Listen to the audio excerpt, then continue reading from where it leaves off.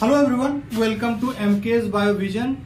Today we will discuss a very important techniques of the molecular biology, that is polymerase chain reaction. What is polymerase chain reaction? What are the steps involved in the polymerase chain reactions? What is the use of PCR and what are the limitations of conventional polymerase chain reaction? ये जो polymerase chain reaction है ये एक इन vitro technique है। In vitro means outside cell. It is use to amplify a particular piece of DNA, लेकिन ये कहां होता है? आउटसाइड सेल होता है। Outside cell. सबसे पहले क्लेपी ने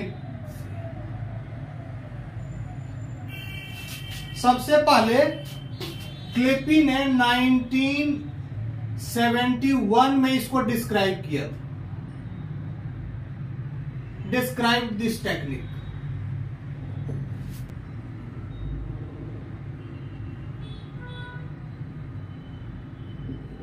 कैरीमुलिस इन द ईयर 19 कैरीमुलिस ने क्या किया? पोस्टुलेट किया इसको 1983 में ही postulated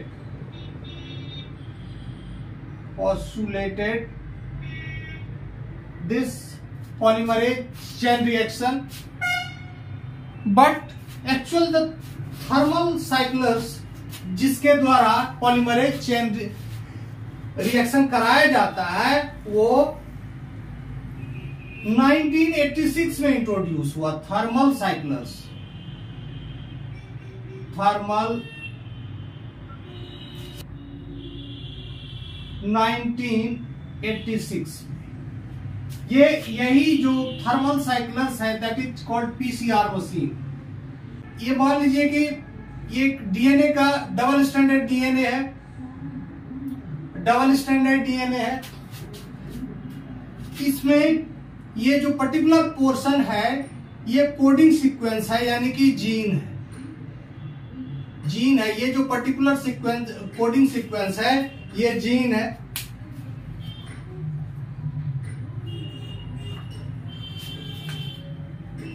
suppose this particular portion is a gene. इसमें क्या होता है कि अब हम सिंथेसिस कराते हैं तो हम देखते हैं क्या कि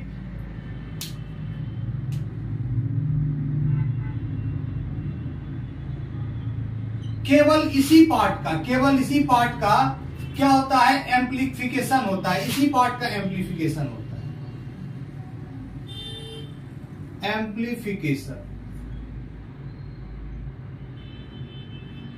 एम्प्लीफिकेशन होता है। अब फिर इससे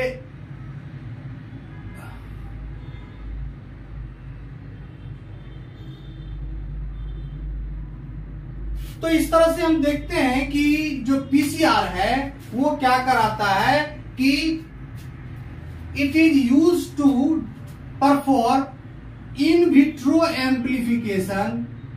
तो पॉलीमरेज चेन रिएक्शन जैसा कि नाम से स्पष्ट है कि एक चेन रिएक्शन है, यानी कि एक रिएक्शन का खत्म होता है और फिर वो दूसरा स्टार्ट हो जाता है। चेन रिएक्शन मतलब दूसरा साइकिल स्टार्ट हो जाता है। तो ये बहुत सारा it involve several cycles of DNA synthesis. Cycle होता है, उसका हर साइकिल 3 स्टेप में पूरा होता है। तो ये जो स्टेप्स हैं पीसीआर के ये 3 स्टेप्स हैं: denaturation, annealing and extension. Denaturation वो प्रोसेस है जिसमें जो सैंपल डीएनए है उसके दोनों स्ट्रैंड अलग हो जाते हैं। सेपरेट कर जाते हैं। हाइड्रोजन बॉन्डिंग ब्रेक कर जाता है। The process is also called melting. तो मेल्टिंग होने के बाद ये दोनों अलग हो जाते हैं। उसके बाद एनिलिंग जो प्रोसेस है इसमें प्राइमर बाइंड करता है सेपरेटेड स्ट्रैंड से। ये जो दोनों स्ट्रैंड सेपरेट कर गए इसके साथ एक स्पेसिफिकली डिजाइंड प्राइमर होता है जो दोनों स्ट्रैंड पर बाइंड करता है, ये दो तरह के होते हैं, फॉरवर्ड बाइंडिंग और रिवर्स बाइंडिंग। तो दो तरह के ये प्राइमर होते हैं जो दोनों स्ट्रैंड पर बाइंड कर जाते हैं। बाइंड करने के बाद जो थर्ड स्टेप होता है वो एक्सटेंशन का है, यानी कि अब जो है टक पॉलीमरेज क्या करता है कि इस जो प्राइमर का 3 प्राइम एंड है उसको एक्सटेंड कराता है, नया नया न्यूक्लियोटाइड इस पर जुड़ता चला जाता है और इसका एक्सटेंशन होता है। डीऑक्सीराइबो न्यूक्लियोटाइड ट्राइफॉस्फेट होते हैं, ये जो 4 तरह के होते हैं, एडेनिन, साइटोसिन, थायमिन और गुआनिन, ये चारों तरह के न्यूक्लियोटाइड रहते हैं और प्लस ये पॉलीमरेज जो एंजाइम है, पॉलीमराइजिंग एंजाइम है, डीएनए टक पॉलीमरेज, ये इसको एक्सटेंड कराता है और ultimately we get 2 copies of the sample DNA. Sample DNA का 2 कॉपी हमको मिलता है। अब इस तीनों स्टेप को कराने में टेम्परेचर एक इंपॉर्टेंट रोल प्ले करता है। यहां देखिए, यहां टेम्परेचर है और यहां टाइम है। हम पीसीआर मशीन को एक पर्टिकुलर टाइम के लिए एडजस्ट कर देते हैं और इस तरह से इसका एम्प्लीफिकेशन होता है। यहां टेम्परेचर देखिए, ये जो मेल्टिंग है, मेल्टिंग के लिए टेम्परेचर चाहिए 94 डिग्री सेंटीग्रेड और ये टेम्परेचर कितने देर तक मेंटेन किया जाता है? 3 to 4 मिनट तक। 3 to 4 मिनट तक रहने पर ये जो डीएनए स्ट्रैंड है पूरी तरह से ये सेपरेट हो जाता है। सैंपल के स्ट्रैंड पूरी तरह से सेपरेट हो जाते हैं।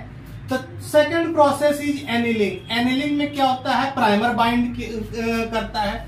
प्राइमर बाइंड करता है, यहां देखिए प्राइमर बाइंड कर रहा है, लेकिन ये होता कहां है? ये 55 डिग्री सेंटीग्रेड पर होता है, ये 94 डिग्री सेंटीग्रेड पर और ये 55 डिग्री सेंटीग्रेड पर, यानी कि लगभग 40 डिग्री टेम्परेचर हमको नीचे करना पड़ता है और ये 5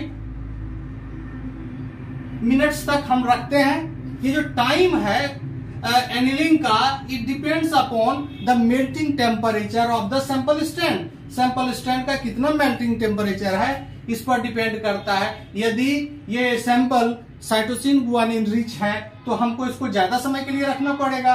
तो मेल्टिंग टेम्परेचर को हम कैसे कैलकुलेट करते हैं? तो ये जो ये एनिलिंग टेम्परेचर को कैसे कैलकुलेट करते हैं? तो मेल्टिंग टेम्परेचर से 5 डिग्री माइनस कर देते हैं, 5 डिग्री सेंटीग्रेड माइनस कर देते हैं, तब हमको जो टेम्परेचर मिलता है वही एनिलिंग का टेम्परेचर होता है।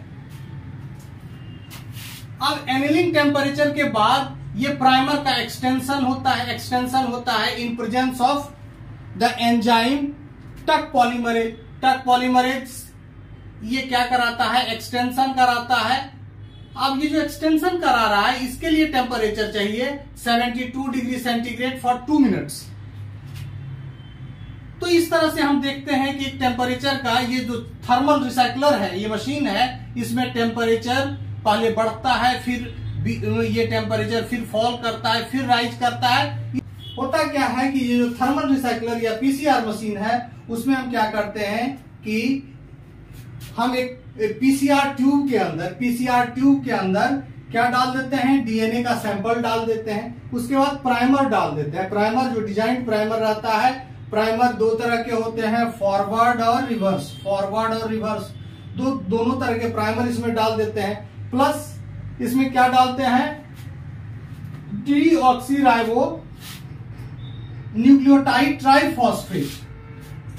एडेनिन के लिए, साइटोसिन के लिए, थायमिन के लिए, गुआनिन के लिए, ये चारों तरह के न्यूक्लियोटाइड के ट्राइफॉस्फेट को हम इसमें डालते हैं। प्लस ये पॉलीमरेज एंजाइम को डालते हैं, टक पॉलीमरेज को, प्लस और उसके साथ ही साथ ये इसको कहाँ रहता है? ये सारा ये जो मिक्सचर रहता है ये कहाँ रहता है? इस बफर में रहता है। इस बफर को अब इस पीसीआर ट्यूब को हम थर्मल साइक्लर में लोड करते हैं और टाइम सेट करते हैं, टाइम सेट कर देते हैं। टाइम सेट करने के बाद हम उस टाइम के खत्म होने के बाद हम क्या करते हैं, amplified product of DNA, we get the amplified product of DNA, इसके बाद हमको मिलता है। पीसीआर का हम यूज देखते हैं। पीसीआर का जो मुख्य यूज है, it is use to produce large amount of DNA for analysis and testing. तो ये अमाउंट को एम्प्लीफाई करके हमें दे देता है, इसके बाद हम इसका टेस्टिंग करते हैं। ये जैसे मान लीजिए कि ये यहां हम देख रहे हैं, ये कार्सिनोजेनिक कैंसर सेल्स है, कैंसर सेल्स है। मान लीजिए कि कैंसर सेल्स, ये जो प्रोलिफरेशन ऑफ कैंसर सेल है, it is due to the over expression of a particular gene. किसी जीन के ओवर एक्सप्रेशन के कारण है, और उस जीन का, वो जीन जो है 260 बेस पेयर्स का बना हुआ है, 260 बेस पेयर का बना हुआ है। तो हम क्या करते हैं कि कैंसर सेल का बायोप्सी करते हैं, टिश्यू बायोप्सी करते हैं, और उससे आरएनए को आइसोलेट करते हैं। आरएनए को आइसोलेट करते हैं ताकि किस प्रोटीन का, ताकि जो आरएनए है, यही इसी आरएनए, ये जो आरएनए है, यही लार्ज अमाउंट ऑफ प्रोटीन बनाएगा, जिसके कारण ये प्रोलिफरेशन ऑफ सेल होगा। तो ये आरएनए को हम आइसोलेट करते हैं, इसका फिर रिवर्स ट्रांसक्रिप्टेज के द्वारा complementary DNA synthesis, complementary DNA बनाएंगे, और फिर इसके द्वारा इस जो कॉम्प्लीमेंट्री डीएनए है उसका हम स्टैंडर्ड पीसीआर एम्प्लीफिकेशन करते हैं। जब स्टैंडर्ड पीसीआर एम्प्लीफिकेशन हम कर लेते हैं, तब हम इसका इलेक्ट्रोफोरेसिस करते हैं। इलेक्ट्रोफोरेसिस में ये मॉलिक्यूलर मार्कर है, वेल नंबर 1 में मॉलिक्यूलर मार्कर है, और जो डिफरेंट अदर वेल्स है 2, 3, 4, 5, इसमें अलग अलग सैंपल रखे हुए हैं। तो इस सैंपल में हम, इस वेल में हम अलग अलग सैंपल को रखते हैं, और फिर डीएनए सैंपल को रखते हैं, और फिर इसका इलेक्ट्रोफोरेसिस कराते हैं। जैसे ही हम इसको रन करते हैं तो देखते हैं कि हमको जो बैंड मिलता है वो अलग अलग पैटर्न का मिलता है। अब हमें ध्यान देना है कि इस पर्टिकुलर न्यूक्लियोटाइड वाला बैंड कहां कहां है, किस किस सैंपल में है। 3 और 5 में है, 3 और 5 में है, जबकि 2 और 4 में ये एब्सेंट है। इसका मतलब है 2 और 4 जो है वो निगेटिव है। इस टेस्ट के लिए ये निगेटिव, ये टेस्ट का निगेटिव दे रहा है, जबकि ये 3 और 5 जो है ये पॉजिटिव शो कर रहा है। इसका मतलब है कि ये इसमें ये एक्सप्रेशन हो रहा है। तो इस